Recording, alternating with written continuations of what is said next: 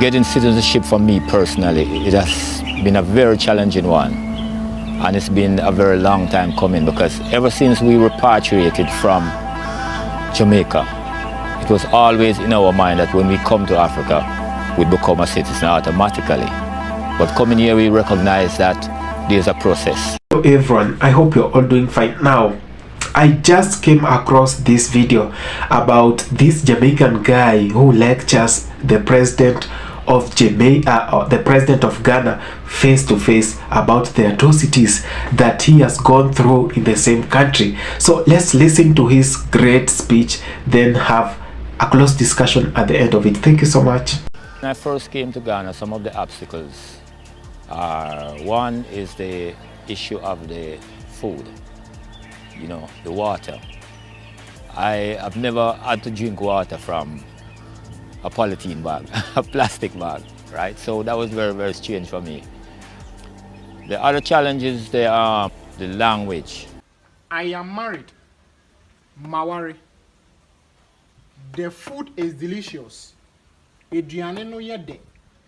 Though English is the official language here, you go a lot of places you still don't hear any English. Traveling on the public transportation, even up until today, you'll be in the car and something has happened outside and the person alerted everyone in the bus to get out or whatever. You sitting down there, you don't know what the hell is going on, right? The major challenge I would say is that colonialism have done serious damages to Africa. Yes, we went through slavery. Slavery have done a lot of damages to us, right? But that experience in the West with the white man have given us a greater understanding of how to deal with them. But coming here and seeing the legacy of colonialism in Africa is one of the biggest challenges to even understand at that particular time, you know. The issue of seeing the white Jesus, the image of this white Jesus all over the place, coming from a society in Jamaica where we burn fire on the white Jesus for generations, constantly. And that level of black pride, that level of, you know, looking up to the motherland, looking up to Africa. Most Ghanaians, they do not see Africa, they see Ghana. This is what they know. They know they're a Ghanaian, even though they are in Africa, but they promote more of a Ghanaian, you know, sentiment. But for us, we see the continent. Coming from the West, we see the whole continent. So we come here with that strong African pride. Right? So coming here to see the white Jesus all over the place and people, you know, accepting it as the way was very, very, very challenging. Even up until today, I still can't understand it, you know. Yeah, what it means to be back in Africa is that you're no longer stateless. You're no longer homeless. The Chinese have China. Indians have India. The Europeans have Europe. African, the black man, where do you have?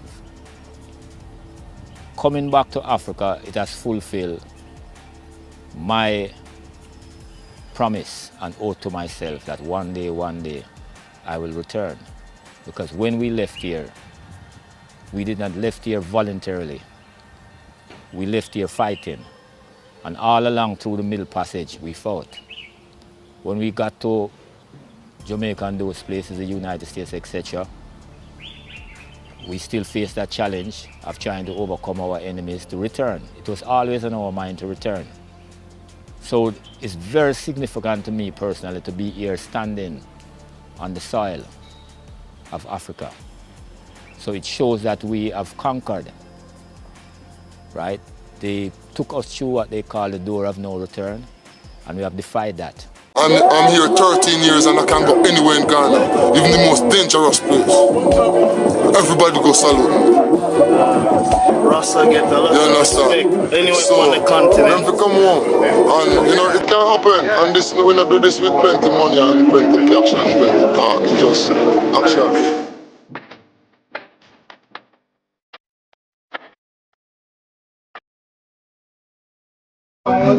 Is it okay? Palm wine? Try the palm wine? You need to Try the palm wine. You know palm wine? No. Yeah, no. You don't know palm wine? You don't know palm wine? You want some palm wine? Try it. Oh, custody. Oh, let's see. Shit. I get some. Oh my God. I just got palm wine. Palm wine, like from the palm. It smells really strong. Yeah. Very tasty. Oh, okay.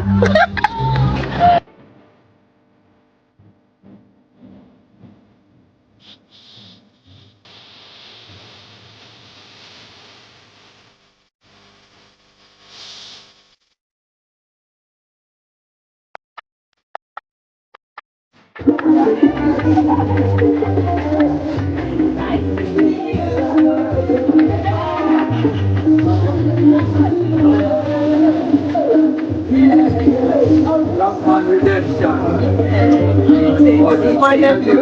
Okay, nice to meet you. Born in Jamaica. Okay, I am Faith. Nice to meet you.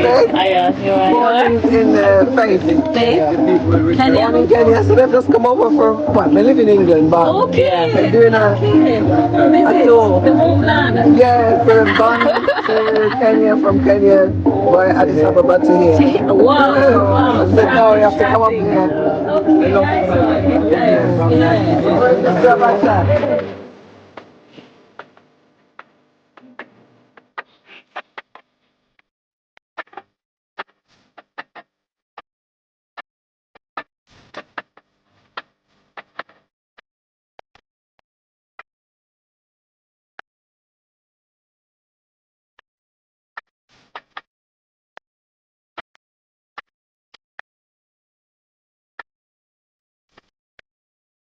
Look at this. What is it? It's a red pea soup. Without that, without the animal in it, you know, I tell you. The animal in there is just them ones were flying. The red peas, you have a corn, you have a potato. Let's see, you can see where you can taste all the flavors of the seasoning and everything. Alright, so welcome back to our channel. I'm Bobby. I'm Faith behind the camera, and this is Abacha. From Senton, Brownstone, Senton. Yeah. It's all of the Brownstone, man. There. What area is this? This be the eastern region, Apredi. Aquapem.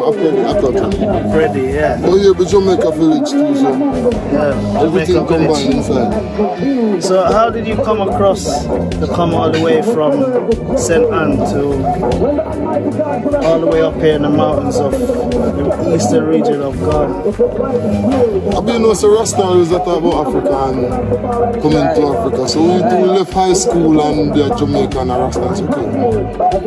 We could come see something, but we're not gonna come see and come back. So we send one guy come May 2007, and then him come and say, oh, so we come September the same year 2007, September 27. We come to do agriculture. I'm an agriculture engineer, among other things. But the agriculture is the easier part. I can see from all the stuff we've just looked at, planted, there's quite a lot. Like there's almost everything you can get in Jamaica. You've planted it here, and it's growing to its fullest. So, how do you think the community around native Ghanaians adapt to you as a Jamaican coming back here and setting up agriculture? At first, first you come, I mean when we come here there was no road here. So they say we come inside the bush and say, oh yeah, Rasta come to plant ganja. But okay, I came here with most of the seedlings too, from Jamaica. So we come here and start up my nursery. Yeah, we get ins and outs and bad times. But we start my fruit tree nursery, do everything, we start to plant and 20 feet inside the bush. Then we start to clear inside. I don't have the training from grandfather and from university. It'll be special agriculture training now. You know, be like classroom training. Yeah, so it's more like hands-on. So when we came, the person we meet in Accra, we tell him we want to go far. We come to Aburi, as they say, oh, Aburi full up. So it's okay, then we reach, we say, okay, here's the last town from Accra, coming up in Aquapim, here's the last town. The thing that makes this thing red, apart from the melon, is that plum from Portland. There's a red color plum. Yeah, the red skin plum from Portland. We make this. So we carry that red skin plum come here, the stick, and we plant it. And it's the part of what makes our exotic tropical blend. So this is the... That's the one that Bobby was up there. Oh, the one he was So the eating. pineapple is my own pineapple. Yeah. Sometimes we buy melon. melon. But this plum, so we would harvest it during when it's plenty and freeze it. So this is the idea of our agro-processing that we are talking about. In a juice farm, we also do spices and other things. So we wanted to come far, like Marcus Garvey said, far from everybody. Because we are from them, but we're not like them. You know? So, I mean, we are here 13 years now. We start to do this processing. It's good. So now we want to move up. The thing is that we want to do,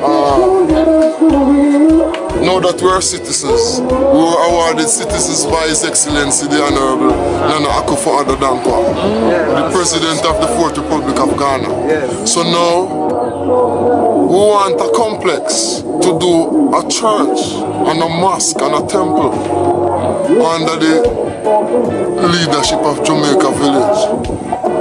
So that, and we want a big complex, that is our aim really, Jamaica Village, to have a big complex with a church, a mosque, and a temple. So you want to do the spiritual and the physical. Yes, and it should Embrace. have big land with agriculture. Embrace the body and the soul. So the people that maybe go to this church would even stay here. We want to show them something. Yes. Because some people say God give them the earth and they don't do nothing with the earth, only sell it. So that is the idea of Jamaica Village being a citizen now. We have Bobo Shanti too. So some Bobo we don't get talk about by the rivers of Babylon. We cross at the rivers of Babylon. I beat German at talk about the river. I need to come and find the real. So we need to show now we have Bobo Shanti too, and we not use no mirror. So we can stay down there. No follow Sisla them too much. I just so if we come. Just so free. I'm Jamaican and I can't go anywhere in Jamaica. I'm here 13 years and I can't go anywhere in Ghana. Even the most dangerous place. Everybody go salute. Rasta get a lot You of understand? respect anywhere So, on the continent. when we come home, and you know, it can happen. And this, we not do this with plenty money and plenty cash and plenty talk. It's just action. I see that there's a lot of empty spaces around. Plenty. This is space that the people leave and go to the Caribbean. Yeah, they live. Or where the white man take away. Yeah. So they need to come back for a big project.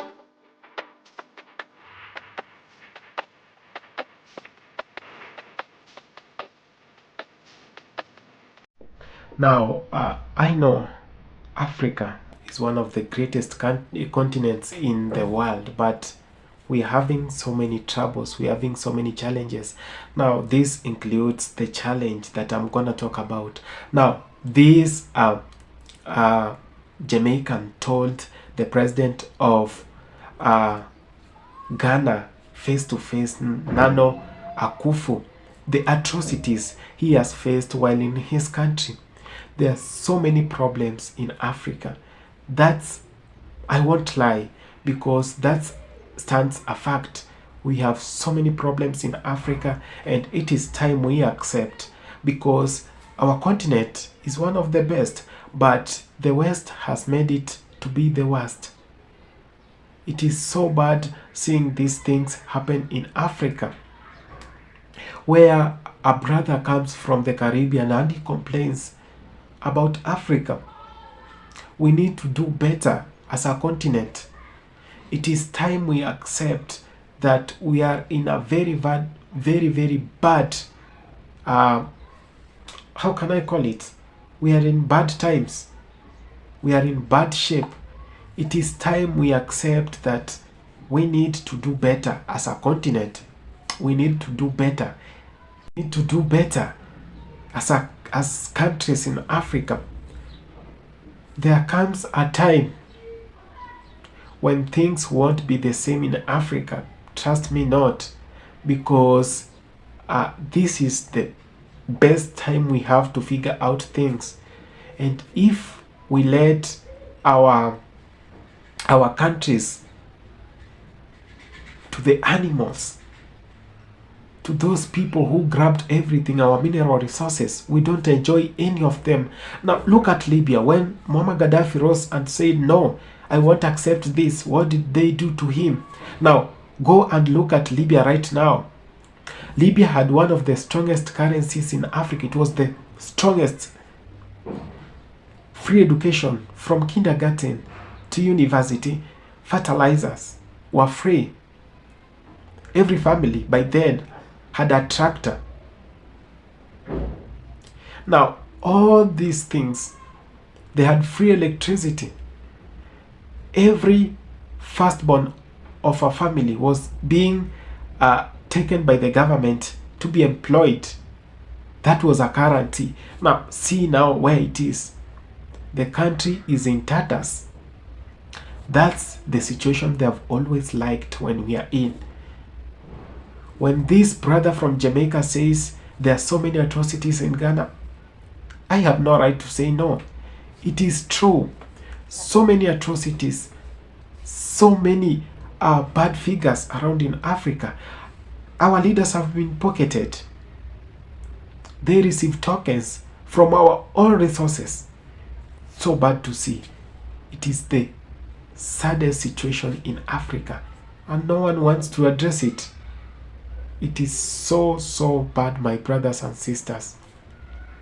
It is high time we embrace unity.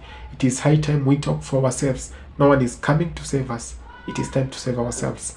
Thank you so much for having taken your time to watch this video. I do appreciate. One love.